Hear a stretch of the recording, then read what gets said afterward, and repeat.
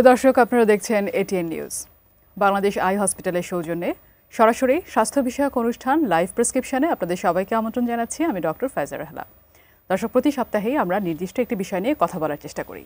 আজকে আমরা যে বিষয়টি নিয়ে কথা বলবো সেটি হচ্ছে কর্নিয়ার আলসার।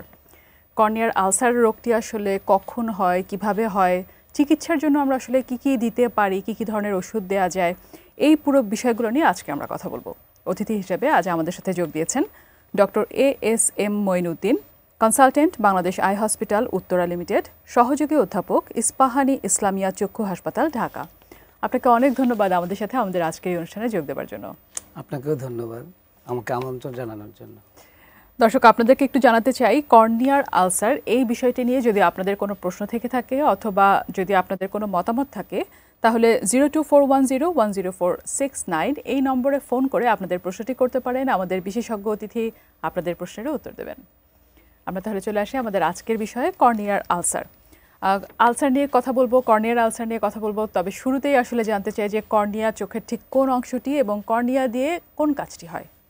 আসলে আমরা চোখের যে অংশটা বাইরে থেকে দেখি এবং যেটা একেবারে গ্লাসের মতো স্বচ্ছ, এটাই হলো কর্নিয়া। এবং কর্নিয়ার কাজ হলো যে চোখের দেখতে সহায়তা করা, রিফ্র্যাকশন। আমরা জানি যে কর্নিয়াতে আসলে 45 ডায়োপ্টার পাওয়ার ধারণ করে, টোটাল চোখের যেখানে পাওয়ার 58 ডায়োপ্টার। সো কর্নিয়ার ট্রান্সপারেন্সি এবং স্বচ্ছ থাকা অত্যন্ত জরুরি। কোনো কারণে যদি এই স্বচ্ছতা নষ্ট হয়ে যায়, বিশেষ করে আজকে আমাদের যে টপিকস কর্নিয়াল আলসার, সেখানে কিন্তু এই ট্রান্সপারেন্সিটা নষ্ট হয়ে যায়। তা সো কর্নিয়া খোলা হয়ে যায় এবং সে আর দেখতে পায় না। তো এক্ষেত্রে আমরা যদি একটু বুঝিয়ে বলি তাহলে বলতে হবে কর্নিয়া এবং আলসার। কর্নিয়া জিনিসটা আমরা বুঝতে পেরেছি, কিন্তু আলসার স্বচ্ছ যে পর্দাটা সেটাকেই আমরা কর্নিয়া বলছি। এবারে আসতে চাই আমি আলসার যে বিষয়টি আমাদের আজকের মূল বিষয়। কর্নিয়ার আলসার বলতে আসলে আমরা কি বুঝি? এটাতে আসলে যেটা আপনি বলছিলেন যে স্বচ্ছ আর থাকছে না কর্নিয়া, কেন হচ্ছে?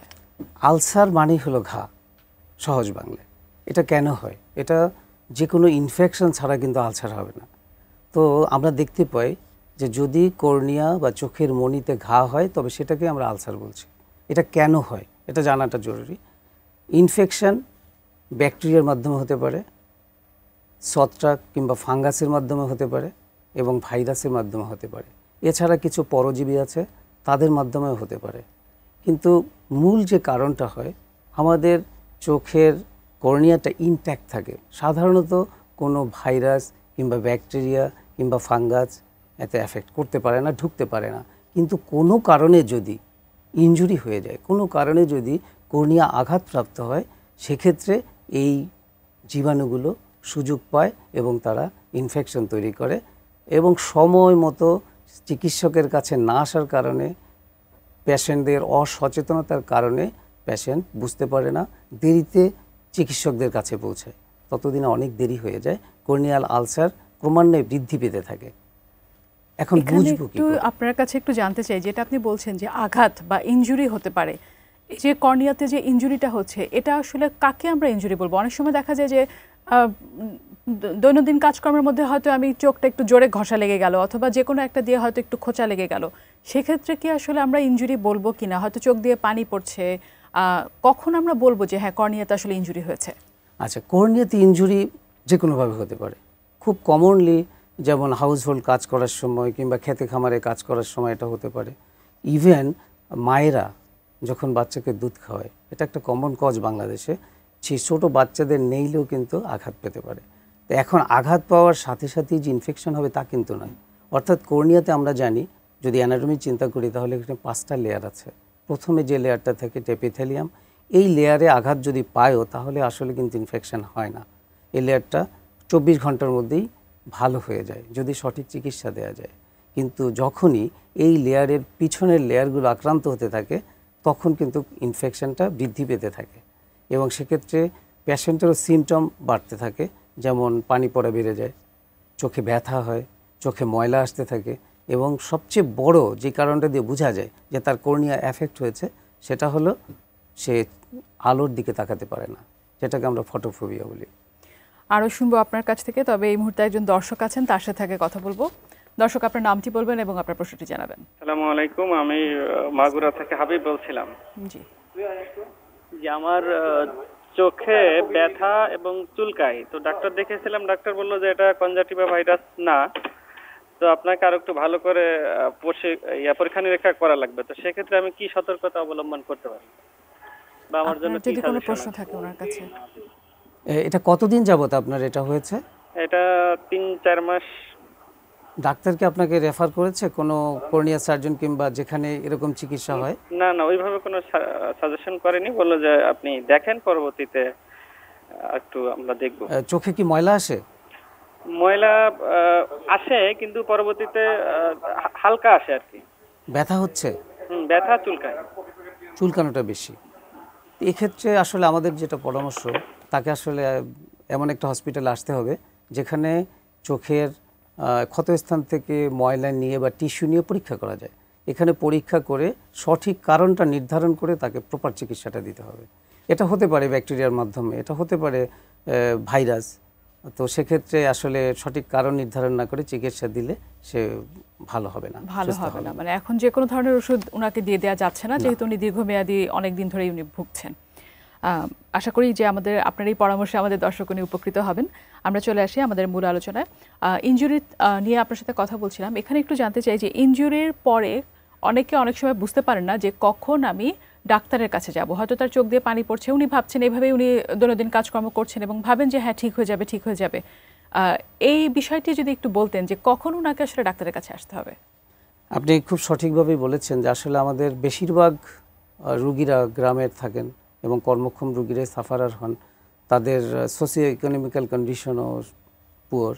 সেই ক্ষেত্রে আসলে তারা ডিলে করে, যে তারা আসলে ইগনোর করে, পানি পড়ছে বা একটু খারাপ লাগছে তারা আসতে দেরি করে। আমি মনে করি যে এটা ঠিক না। যখন দেখা যাবে যে পানি থামছে না, ফটোফোবিয়া হচ্ছে এবং চোখের ব্যথা বাড়ছে, দিন দিন এটা বেড়ে যাচ্ছে, সেক্ষেত্রে আর কোনো দেরি নয়।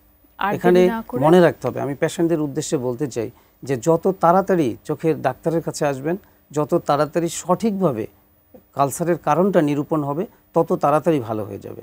এবং এক্ষেত্রে মেডিকেল ম্যানেজমেন্টের মাধ্যমে, মেডিকেল চিকিৎসার মাধ্যমে, এই ঔষধের মাধ্যমে ভালো করা সম্ভব। কিন্তু দেরি হলে আমাদের কিন্তু এই অপশনটা থাকছে না।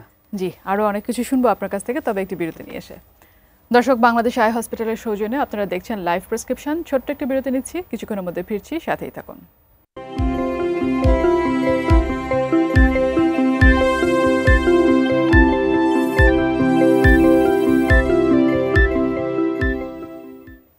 ফিরে এলাম বিরতির পর।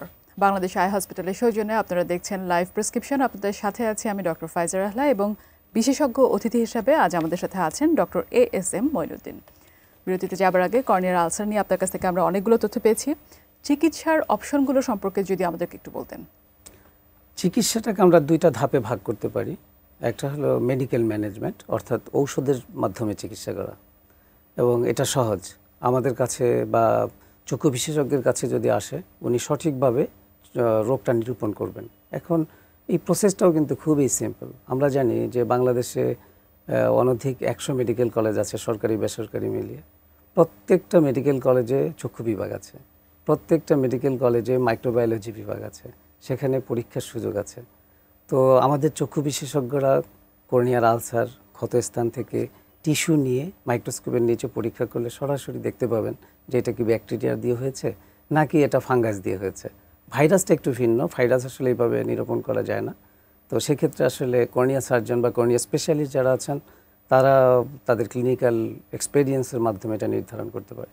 তো একবারে যদি আমরা ব্যাকটেরিয়া কিংবা ফাঙ্গাস বের করে ফেলতে পারি, তাহলে স্পেসিফিক চিকিৎসা দিলে খুব অল্প চিকিৎসা এবং অল্প সময়ের মধ্যে, এটা হতে পারে 1 মাস, ম্যাক্সিমাম 3 মাসের মধ্যে কর্নিয়াল আলসার ভালো হয়ে যায়। কিন্তু বিপত্তি হয় তখন যখন পেশেন্টরা আমাদের কাছে পৌঁছতে দেরি করেন, অর্থাৎ যেখানে চিকিৎসার সুযোগ আছে সেখানে আসতে দেরি করেন। দেরি করলে অনেক রকমের কমপ্লিকেশন হয়। যেমন যেটা হতে পারে চোখের মণিটা পুরোটাই গলে যায় পর্যন্ত, আমরা যেটা দেখতে পাই, কর্নিয়া পুরোটাই নষ্ট হয়ে যায়। সেক্ষেত্রে সার্জিক্যাল ইন্টারভেনশন করা ছাড়া কোনো উপায় থাকে না, কিংবা ফুটো হয়ে যায়, পারফোরেশন বলি আমরা যেটাকে। তো এইসব ক্ষেত্রে জটিলতা তৈরি হয়। তখন সার্জিক্যাল ইন্টারভেনশন ছাড়া কোনোভাবেই এটাকে ম্যানেজ করা যায় না। আর সার্জিক্যাল ইন্টারভেনশন করে আমরা ম্যানেজ করি, ভালো করে দিই, পেশেন্ট ভালো হয়ে যায়। এখন পেশেন্ট ভালো হয়ে যাওয়ার পরে আমাদেরকে বলে যে স্যার আমরা কি দেখতে পাবো না? আমাদের এখানে মনে রাখা দরকার যে আসলে চোখের কাজই হলো দেখা। সে সিমটম ফ্রি হয়ে গেছে, তার পেইনটা চলে গেছে, তার পানি পড়ছে না, তার তাকাতে কষ্ট হচ্ছে না, কিন্তু সে কিন্তু দেখতে পাচ্ছে না। আমরা ছবিতে দেখতে পাচ্ছি। তো সেক্ষেত্রে আমাদের আসলে অপশন আছে, কিন্তু এটা ব্যয়সাধ্য। আমরা সেক্ষেত্রে চক্ষু প্রতিস্থাপন করি, যেটাকে আমরা আসলে কর্নিয়া ট্রান্সপ্লান্ট বলি। বাংলাদেশে কর্নিয়া ট্রান্সপ্লান্ট হচ্ছে, কিন্তু সমস্যাটা হচ্ছে যে আমরা কিছু আইনি জটিলতার কারণে কর্নিয়া সংগ্রহ করতে পারছি না, যার কারণে আমাদেরকে বিদেশ নির্ভর হয়ে চিকিৎসাটা চালাতে হচ্ছে, যার জন্য ব্যয় বেড়ে যাচ্ছে। এবং সোশিও লো ইকোনমিক কন্ডিশনের কারণে অনেকেই আসলে এই চিকিৎসাটা নিতে পারছে না। তো এই জন্য আমি আসলে যেটা বলতে চাই যে আমরা যদি একটু সাবধান হই, আমরা যদি প্রতিকারের কথাটা আগে চিন্তা করি, অর্থাৎ কাজের ক্ষেত্রে যদি আমরা সাবধান হই, যেমন খেতে খামারে কাজ করছি, তো সেক্ষেত্রে আমরা আসলে বলতে চাই যে আপনি চোখে প্রোটেকশন গ্লাস ব্যবহার করেন। আবার যারা ইন্ডাস্ট্রিতে কাজ করে তাদেরকে আমরা বলি যে আপনারা প্রোটেক্টর গ্লাস ব্যবহার করেন, কিংবা যারা সাইকেল মোটরসাইকেল গাড়ি চালান তারা হেলমেট ব্যবহার করতে পারেন। এক্ষেত্রে আপনাকে মনে রাখতে হবে যে আমি আমার চোখটাকে বিপদমুক্ত রাখবো, সাবধান থাকবো। সাবধানে থাকলে আসলে আমরা অ্যাভয়েড করতে পারি।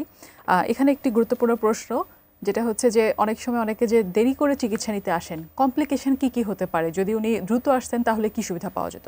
আমি পূর্বেই বলেছি যে দ্রুত আসলে আমরা কিন্তু মেডিকেল চিকিৎসার মাধ্যমে এটা ভালো করে ফেলতে পারতাম, অর্থাৎ এখানে স্বল্প খরচে সে ভালো হয়ে যেতে পারত। এবং সেক্ষেত্রে হয়তো দেখা যাবে যে সে দেখতেও পারতো, হয়তো একদম আগের মতো, যেহেতু কর্নিয়ার স্বচ্ছতা নেই, আগের মতো দেখবে না, কিন্তু দেখতে পাবে, ফাংশনালি সে চলতে পারবে।